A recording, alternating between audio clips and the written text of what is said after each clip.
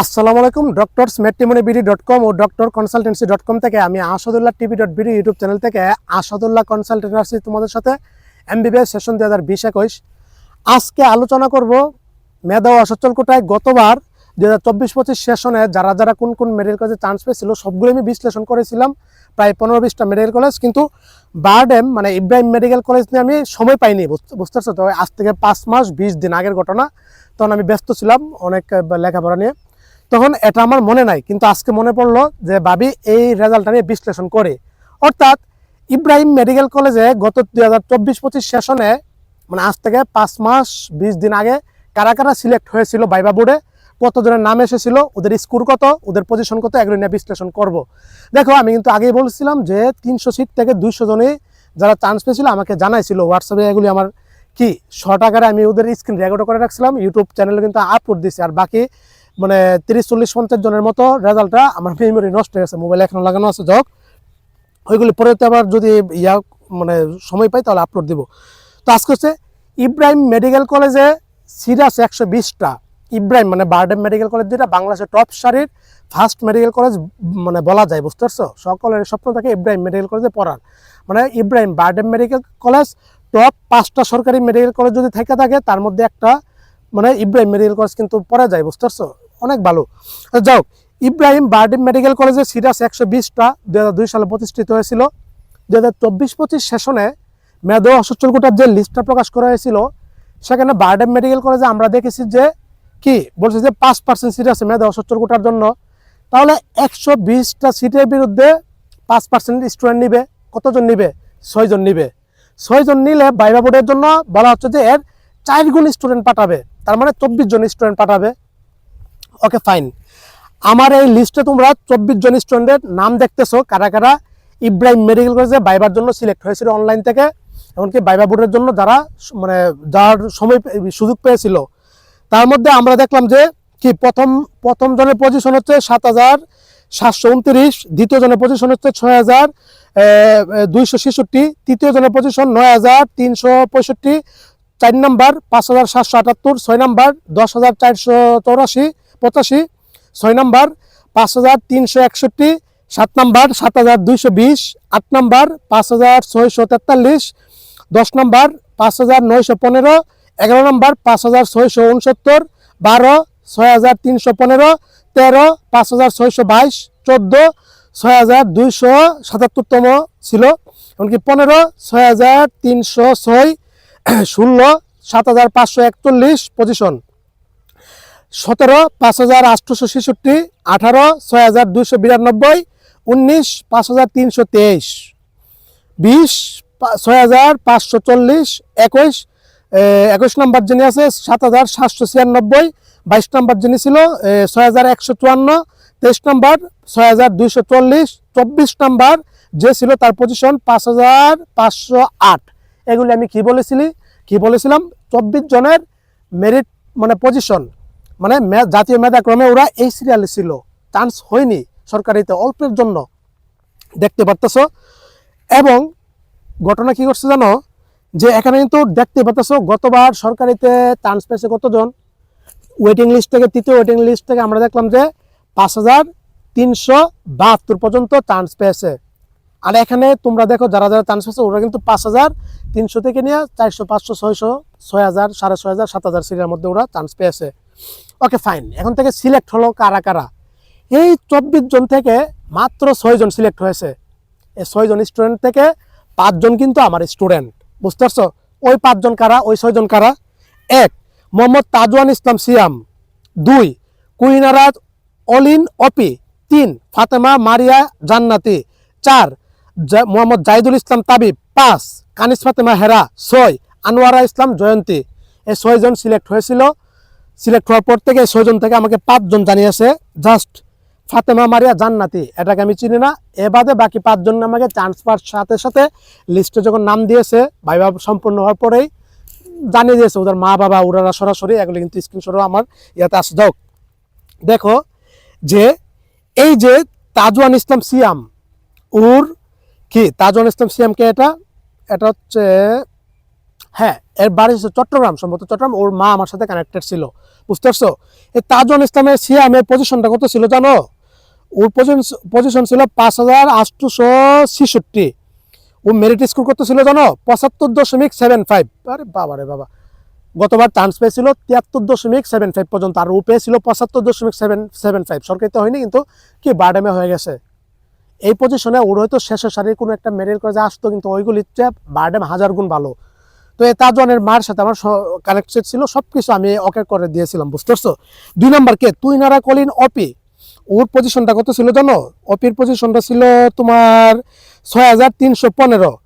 এই অপি ও আমার সাথে কানেক্টেড, রেজাল্ট পাওয়ার সাথে সাথে আমাকে জানিয়ে দিয়েছে। 3 নাম্বার ফাতেমা মারিয়া জান্নাতি। ওর পজিশনটা ছিল হচ্ছে তোমার ফাতেমা হচ্ছে তোমার পজিশন, আচ্ছা ওর পজিশন ছিল 9655, বুঝতে পারছো? 4 নাম্বার জিয়াদুল ইসলাম তাবিব। ওর বাবার সাথে আমার কানেক্ট ছিল, ওর বাবা আমার অনেক হেল্প নিয়েছিল। জিয়াদুল ইসলামের তাবিবের পজিশন ছিল হচ্ছে তোমার তাবিব ইয়েস 5361। এখানে মজার একটা ঘটনা আছে, ওর বাসা সম্ভবত বরিশাল। হ্যাঁ, তো তাবিবের বাবা আমাকে অনেক মানে হেল্প করেছে, করেছি। ওর পজিশনটা 5361। দ্বিতীয় ওয়েটিং থেকে ওর সরকারি মেরিট কলেজে নামাইসা পড়ছে। বাবা বলছে, আঙ্কেল এখন কি করবো, আমাকে পরামর্শ দেন, আমার ছেলে তো সরকারিতে চান্স পেয়ে গিয়েছে, এখন কি করব? সাথে সাথে বলছি আউট, সরকারিতে ভর্তি করাবেন না। ওর তখন কি হয়েছে জানো? ন্যাশনাল মেডিকেল কলেজে চান্স হয়ে গেছে। তখন বলছে, আঙ্কেল সরকারি তো আইসা পড়ছে, ন্যাশনাল মেডিকেল কলেজে চান্স হয়ে গেছে ভাইবাতে, এখন পরামর্শ দেন কি করব? তখন বলছি ন্যাশনালে তো ভর্তি করাবেন না। দেখুন কতটুকু কনফিডেন্স আমার মধ্যে ছিল। আলহামদুলিল্লাহ, সরকারিতে ভর্তিটা ক্যান্সেল করে দিয়েছি আমি, ন্যাশনাল মেডিকেল কলেজে আমি ভর্তি ক্যান্সেল করে দিয়েছি। এর 2 দিন পরে বারডেম মেডিকেল কলেজে ওর বাইবা। বলছে, আঙ্কেল বারডেম মেডিকেল কলেজে আশা করি ওর হয়ে যাবে ইনশাল্লাহ। বারডেমে যদি হয়ে যায় ইব্রাহিম মেডিকেল কলেজ, তো ইব্রাহিম মেডিকেল কলেজে ভর্তি করে দিবেন। আলহামদুলিল্লাহ, পরবর্তীতে কি ইব্রাহিম মেডিকেল কলেজে ওর চান্স হয়ে গেছে, বুঝতে পারছো? এমনকি ইব্রাহিমে ভর্তি করে দিয়েছে, এমনকি পড়তেছে এখন। তারপরে কানিস ফাতেমা হেরা, আরে এই মেয়েটার বাড়ি হচ্ছে বরিশাল। কানিস ফাতেমা হেরা বা এই পজিশন ছিল হচ্ছে তোমার কত? কানিস ফাতেমা হেরার পজিশন ছিল 5643, স্কোর পেয়েছিল 76। এমন কান্না করছিল রে ভাই, বাবুরের মানে মেধাগোটার আবেদন থেকে শুরু করে নিয়ে মানে 4টা মাস আমাকে কি যে পরিমাণ বিরক্ত করেছিল, এটা আমার টাইমে জানি। রাত্রে 3টা বাজে কল দিত, রাত্রে 4টা বাজে, রাত্রে 2টা বাজে ভয়েস দিত, মেসেজ দিত, অনেক কান্না করতো, অনেক হেল্প করছি মেয়েটারে ভাই। এতিম মেয়ে, বাবা নাই, অনেক সান্ত্বনা হয়েছে। আমি বলছি যে 100% শিওর থাকবো তোমারটা ইনশাল্লাহ হয়ে যাবে। প্রসিডিউর যেভাবে বলছি সেভাবে কি চান্স পেয়ে গেছে ইনশাল্লাহ অবশেষে। এই কিন্তু দুঃখের ঘটনা, এখানে একটা দুঃখজনক একটা ঘটনা আছে। এই কানিস ফাতেমা হেরা চান্স পেয়ে গেছে। আমি আগে বলছিলাম না যে ন্যাশনাল মেডিকেল কলেজের আগে বাইবা হয়েছিল, তারপর হচ্ছে তোমার বারডেম মেডিকেল কলেজের বাইবা হয়েছিল, মানে ন্যাশনাল পরে এসে বারডেমের হয়েছিল। তো এই কানিস ফাতেমা হেরার ন্যাশনাল মেডিকেল কলেজে চান্স হয়ে গেছে, এখানে ভর্তি হয়ে গেছে কাগজপত্র জমা টমা দিয়ে। কিন্তু কিন্তু ইব্রাহিম মেডিকেল কলেজে বাইবা দেওয়ার পরে ইব্রাহিম মেডিকেল কলেজে চান্স পেয়ে গেছে। বলছে ভাই পরামর্শ দেন কি? ঠিক আছে, তুমি বারডেমে চলে যাও, ইব্রাহিমে চলে যাও, ন্যাশনালে গেছে ভর্তি বাতিল করার জন্য, কাগজপত্র আনার জন্য।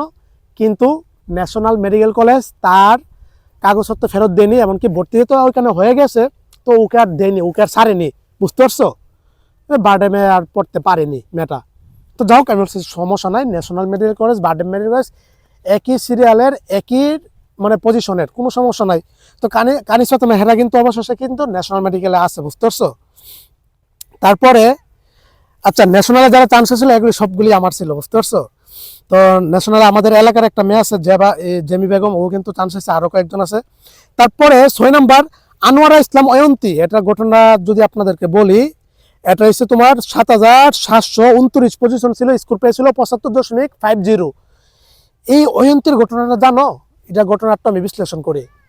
এই আমার সাথে পরিচিত কত বছর যাবত জানো? আজ থেকে 3 বছর আগে থেকে, 2023-24 সেশনে, তার মানে আজ থেকে 2 বছর আগে মেডিকেল অ্যাডমিশন ও দিয়েছিল।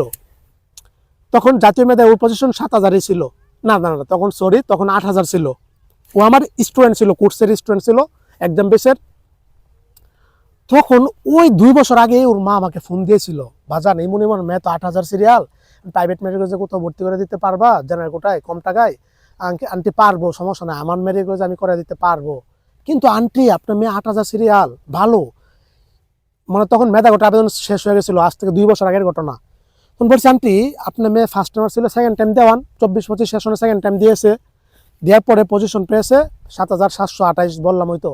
বলছে আন্টি আপনার মেয়ে যদি এই পজিশনও আগামীবারও থাকে তাহলে শিওর থাকে ওকে টপ সারির মেডিকেল কলেজে আমি সম্পূর্ণ এ টু প্রসিডিউর বলে দিয়েছি, বর্ণনা করেছি, সব কিছু হেল্প করেছি। অবশেষে কি দীর্ঘ 2 বছর অপেক্ষা করার পর গত 5 মাস আগে বারডেম মেডিকেল কলেজে ও চান্স পেয়েছে এবং কি ভর্তি হয়েছে। ওর বাসাটা হচ্ছে নারায়ণগঞ্জ, আমাদের নরসিংদী জেলার সাথেই, বুঝতে পারছো? ওএনতে এই বারডেমের 6 জন থেকে 5 জনই সরাসরি কানেক্টেড, আমার স্টুডেন্ট, ওদেরকে হেল্প করেছি সব দিক দিয়ে আমার যতটুকু করার করেছি, বুঝতে পারছো? তো বারডেমের রেজাল্টটা আমি বর্ণনা করতে মনে নাই আমার, তো আজকে মনে হলো তার জন্য। হ্যাঁ, এই যে আমার হোয়াটসঅ্যাপ গ্রুপ আছে মেধা 75 কোটা, সবাই ওইখানে কানেক্ট ছিল। তারপরে আমার ওই হোয়াটসঅ্যাপ গ্রুপটা পরবর্তীতে আমার ওই আপডেট দিয়েছিলাম, অথবা আমার হোয়াটসঅ্যাপটা বিজনেস অ্যাকাউন্টে কনভার্ট করার পরে ওই গ্রুপের সব পিকচার আমার এখান থেকে উধাও হয়ে গেছে। কারণ বারডেমের নোটিশগুলোতে চান্স পাওয়ার পরে ওরা সবাই গ্রুপে দিয়ে দিত, সব মেডিকেল কলেজে ওরা যুক্ত ছিল। তখন আমি এখন ভাবলাম যে বারডেমের রেজাল্টটা তখন আর এটার জন্য তৈরি করতে পারিনি। গত 2 দিন আগে রাত্রিতে আমি সিয়ামের আম্মুকে আমি নক দিছি যে আন্টি এই বারডেমের লিস্ট আমাকে পাঠান তো, ওই যারা যারা সিলেক্ট হয়েছিল লিস্টটা তো আমার এখান থেকে কাইটে গেছে, হোয়াটসঅ্যাপ থেকে আপনি পাঠান। আন্টি আমাকে পাঠাইছে, তারপরে আমি আজকে কন্টেন্টটা দেওয়ার সুযোগ করেছি। আন্টিকে অবশ্যই কৃতজ্ঞতা প্রকাশ করছি। চট্টগ্রামে আছে, আর তাবিবে আছে, বারডেমের হোস্টেলে আছে। তো শুভকামনা রইল। কয়েকদিন আগে তাবিব ওর মা এমন মানে কি বলতাম, ফার্স্ট টার্ম পরীক্ষা হয়েছিল অ্যানাটমিতে, নাকি বাইবা বোর্ডে গিয়ে নাকি মানে গাবলিয়ে গেছে, এমন কিছু প্রশ্ন উত্তর দিতে পারেনি। তো ফোন দিল যে এখন কি করবো বলো তো, আসাদুল্লাহ আমার ছেলের তো ফেল করে ফেলবে টার্মে, কোনো টেনশন নাই। ম্যামরা একটু বকাঝকা করেছিল, অসুস্থ ছিল, ক্লাস করতে পারিনি। তো বলছি সমস্যা নাই, টেনশন নেই, এগুলি মেডিকেল কলেজে হয়ে ঘটেই। পরে বলছে ফেল তো ফেলই হয়ে যাবে। তো রেজাল্ট দেওয়ার পরে পাস করে ফেলছে টার্মে, ফার্স্ট টার্মে অ্যানাটমিতে, বুঝছো, আলহামদুলিল্লাহ। তো যাও, এবারও এই যে ওদের পজিশন স্কুলগুলি দেখছো 73, 74, 75, 76, 77, 78, এবারও কিন্তু কিছুক্ষণ আগে এক আঙ্কেল ফোন দিছে আমার বাসা, কিছুক্ষণ আগে এক আঙ্কেল আসছে আমার এলাকার রায়পুরার, মেয়ে পেয়েছে 76। কোনো টেনশন নাই, সব কিছু প্রসিডিউর আমি করে দিব ইনশাল্লাহ। টপ সারি মেডিকেল কলেজ ইনশাল্লাহ ওরও চান্স হয়ে যাবে, বুঝতেছো? আরেকজন আঙ্কেল একটু আগে ফোন দিছে ছেলে পজিশন কয়ে যাওয়ার জন্য, মানে পজিশন স্কোর 78। আরেকজন দুপুরে নামাজের পরে ফোন দিছে পজিশন হচ্ছে 77। এগুলো কিন্তু হয়ে যাবে অটোমেটিকলি ইনশাল্লাহ, বুঝতে পারছো? তো প্রকৃতপক্ষে মেধা ওটাই জিনিসটা যতটা সহজ ভাবতেছেন এতটা সহজ না, অনেক কঠিন, অনেক এখন প্রসিডিউর পার করা লাগে, বুঝতে পারছেন? অনলাইন থেকে সিলেকশন, ভাইবা বোর্ড থেকে কাগজপত্র যাচাই বাছাই। এই যে 24 জন থেকে মাত্র সিলেক্ট হয়েছে 6 জন। এখন ঘটনাটা হলো এই যে 6 জন সিলেক্ট করছে, ওদের আগেও বাকি 18 জনের সিরিয়াল কিন্তু অনেক ভালো। 5,318তম চান্স পেল না কেন? 5,394 এখানে আছে, ওর চান্স পেল না কেন? 6,000 সিরিয়াল আছে, 6,100 আছে, 200 আছে, 6,500 আছে, কিন্তু 7,700 চান্স পাইলো কেন? প্রশ্ন হতে পারে না? 8,000 চান্স পাইলো কেন? এখানে 8,000 সিরিয়ালও আছে, 8,000 চান্স পাইলো কেন? কিন্তু এর আগে তো আরো অজস্র স্টুডেন্ট আছে, ওরা চান্স পেলো না কেন? অনেক ফ্যাক্টর জড়িত আছে এখানে। কেন চান্স পাইনি? অন্যান্য মেরিট কলেজে চান্স হয়ে গেছে, ভর্তি হয়ে গেছে, অথবা এখানে সরকারি তো এখান থেকে যে 24 জন থেকে একজনের ওয়েটিং থেকে সরকারিতে 2 জনের আইসা পড়ছিল। তো যাক, অনেক ফ্যাক্টর আছে এগুলিতে। বারডেম মেডিকেল কলেজ অনেক ভালো, টপ সারি একটা ভাই। এখানে জেনারেল কোটায় পড়তে গেলে 50 লক্ষ টাকার মতো খরচ যায়, সব দিক দিয়ে সেরা। বারডেমকে বাংলাদেশের প্রথম মেডিকেল কলেজ ধরা হয়, বুঝতে পারছেন? তো এই ছিল আজকে বারডেমের রেজাল্ট বর্ণনা করলাম, ন্যাশনাল বর্ণনা করছি, হলি ফ্যামিলি বর্ণনা করছি, বাংলাদেশ মেডিকেল কলেজের রেজাল্ট বর্ণনা করছি, পপুলার, ইবনে সিনা, আনোয়ার খান, মনসুর আলী, গ্রিন লাইফ, তারপরে আরও জরির ইসলাম, খাজা ইউনুস, এগুলি সবগুলি কিন্তু বর্ণনা করছি গতবারই, বুঝতে পারছেন? এই বারডেমেরটা আমার বাকি ছিল। তো এই ছিল, সবাই ভালো থাকেন, সুস্থ থাকেন। এবার ইনশাল্লাহ অনেক স্টুডেন্ট আমার চান্স পাবে ইনশাল্লাহ। সবাই অলরেডি কানেক্টেড আমার সাথে, আর ব্যস্ততা আছি। আমার বাসায় আসছি, এটা হচ্ছে আমার এলাকা, এটা আমাদের বালুকান্দি ঐতিহ্যবাহী বালুকান্দি গ্রাম, এটা করিমগঞ্জ গ্রাম, এটা খোলাপাড়া, ওটা হচ্ছে নলবাটা, বুঝতে পারছেন? তো সকলের জন্য শুভকামনা রইল। আমি যেহেতু কবি টাইপের, প্রকৃতিকে পছন্দ করি। এটা হচ্ছে বাংলাদেশের 2য় বৃহত্তম কবরস্থান আমাদের এই বালুকান্দি ইসলামিক কমপ্লেক্স। আমার মা কিন্তু এখানে সাহিত্য অবস্থায় এই বরাবর। আর এটা হচ্ছে খোলাপাড়া গ্রাম, এটা হচ্ছে নলবাটা, এটা হচ্ছে করিমগঞ্জ, আমরা হচ্ছে মধ্যবিন্দুতে। আমাদের বালুকান্দি হাই স্কুলটা কিন্তু ওইখানে। আগামীকাল 120 বছর পূর্তি অনুষ্ঠান হবে ইনশাল্লাহ, সকলের দাওয়াত রইল। আর আমি কিন্তু বাসায় চলে যাব কি আগামীকালের পরের দিন ইনশাল্লাহ ঢাকাতে আমার স্টুডেন্ট আছে 20-25 জন, ওদেরকে সময় দিয়ে আমি চলে যাব। তো এই ছিল। আসসালামু আলাইকুম ওয়া রাহমাতুল্লাহি ওয়া বারাকাতুহু।